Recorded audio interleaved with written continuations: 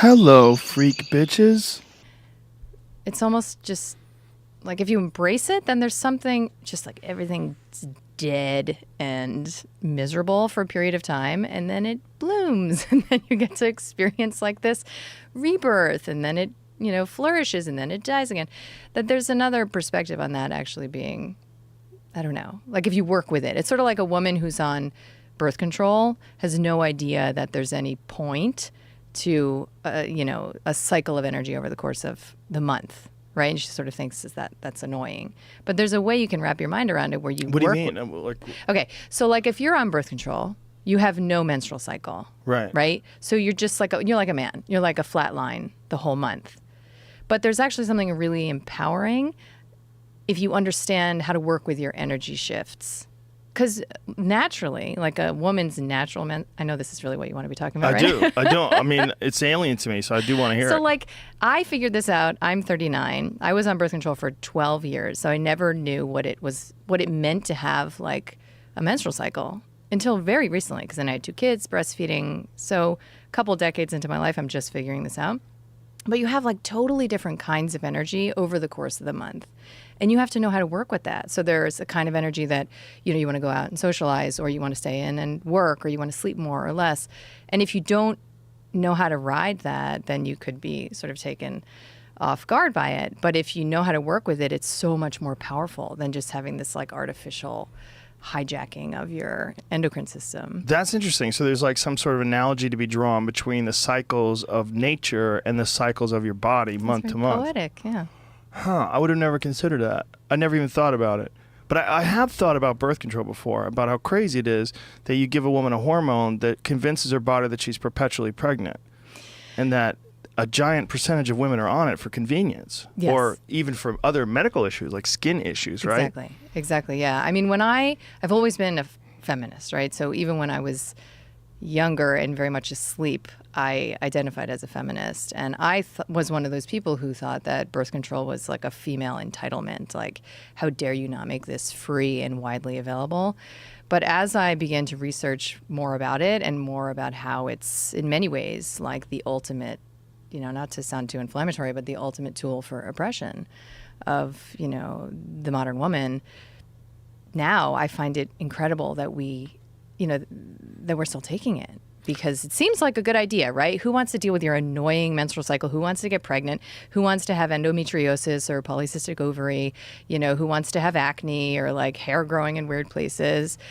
But it's the magic pill illusion. There's no free lunch. There's never going to be something that just fixes it for you and you just waltz off into the sunset. There's always a cost, and the cost is so much more vast, like ranging from literally death all the way to just like subtle alterations in your personality and like the pheromones you secrete, and there was just a 1,000,000-woman study in Scandinavia that showed about the vast increase in antidepressant prescribing for teenagers who are prescribed birth control. So it's the beginning of it's like a gateway drug sometimes for psych meds too. Yeah, I had a friend who, one of his good friends, his daughter died from some complications with taking birth control pills and smoking cigarettes. Yes, pulmonary embolism probably. Smoking cigarettes, apparently, along with the birth control pills, are extremely dangerous, but so many do it. Of course. And you don't even have to have that additional risk factor, because birth control, whether it's the pill or something called the NuvaRing, by itself has that. I'm contacted often by parents of girls who have died from pulmonary embolism who've now become like activists in this realm. It's because of birth control pills. Yeah. No, it's like a known mechanism. And it's a known risk factor. Like, I think that's not being suppressed or hidden. It's just that we are sort of entrained to dismiss the risks as we attach to the promise. So we sort of like collude in ignoring that potential, That's so interesting, because most people, when they think about the birth control pill, they think about it as something that liberated women, because they can control whether or not they got pregnant, and they were allowed for the first time to have careers and do whatever they wanted to because they didn't have to worry about being trapped. That's right. Right. That's the story. But that's the biological free lunch thing, right? Exactly. Isn't there also a lot of issues? Chris Ryan was on here, Dr. Chris Ryan, the author of Sex at Dawn. He was on here and he was talking about how women can, like, if you smell the clothes of other men, you can literally tell the men that you are attracted to, you would be biologically compatible with those men. And that when they did these same studies on women who were on the birth control pill, they couldn't smell the difference. That's right. It's called the T-shirt study. Yeah. How does that work? Could you explain that?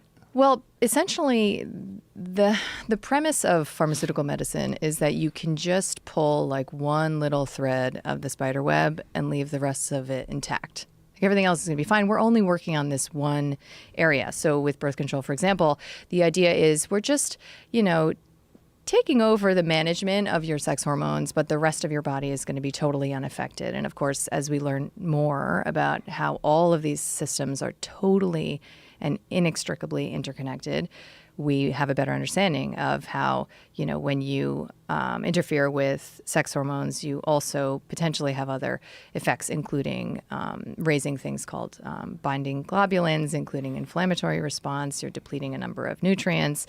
And we're having, it's possible that we haven't even begun to look through the keyhole of the effects on brain and, sort of neuropeptides in these arenas where we don't have any idea what hormonal secretion is about. Like, we just have to defer to the probability that our bodies are more complex than we've, begun to understand. So your biology is meant to guide you. It's meant to empower you. And it's meant to, create a sense of vitality if you can inhabit your body and be in a truce with it. That's part of the problem with the mindset of birth control is I'm just going to, take this over. I'm going to manage this. Right. And so who knows, maybe even it's a top-down mindset thing that begins to sort of divorce you from your sensibilities. We don't really know is the point. That's going to be a common answer, I think, I have to give you, is that we don't really know.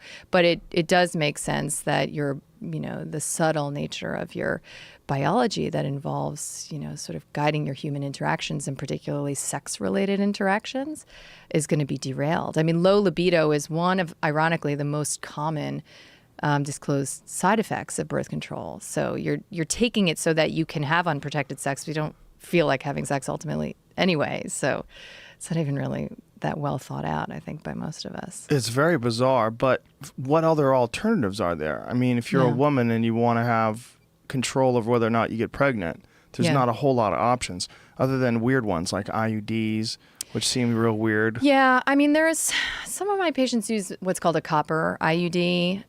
It's funny because I had one put in and it cost like $700, and 2.5 weeks later I had it taken out because I just felt weird about having like a pharmaceutical metal in my body. It felt like a tracking device. Could you feel it in there? No. It's you just not were really a freaking thing. out. It's just like psychologically felt weird. Oh. But I use something called a DAISY, which is like this highly calibrated thermometer, and you track your, because you have 6 fertile days a month. This isn't, like some major sacrifice you have to make in order to learn how your cycle works. And then you get the benefits of being in your hormonal milieu, like it's not that complicated, but there's a learning curve, it requires like learning how to be a woman. And also sharing the onus because, with all of these side effects we've been talking about, there was like a male birth control study that was just terminated because of how many side effects like the men didn't want to deal with. So there's such a sociocultural double standard around this. But if we're talking about 6 days a month, like how about we collaborate and try and figure something out? That doesn't involve a risk of death, perhaps. So this DAISY thing just monitors your temperature and tells you exactly what's going on? Yeah. I mean, it's a little more sophisticated than that. It actually has the efficacy, like above 99% efficacy. If you listen to it, that's part of the, room for human error. But it basically just tells you, like, have sex now. If you want to conceive, or if you don't, then don't. Right. So it's like a little light. It's green, red, or yellow. How many women are on birth control, if you had to guess? Nationwide? That's a good question. I don't know the stat offhand. Upwards of like 10 million, I would say. But that's I don't know exactly. Staggering number of people taking some sort of a substance that alters the very nature of who they are. Exactly. Yeah. I mean, my interest in it really came from looking at the psychiatric side effects because I'm very interested in medications that have potential, gateway effects around psychiatric meds that we aren't informing women of before, they start the prescription. So, whether it's like acid blocking medications, or antibiotics, birth control vaccines, these things have known psychobiological effects. If you don't know that, then you'll never connect the dots. And then you end up in the polypharmacy realm where you're taking multiple meds right, without ever knowing where the dominoes started to fall.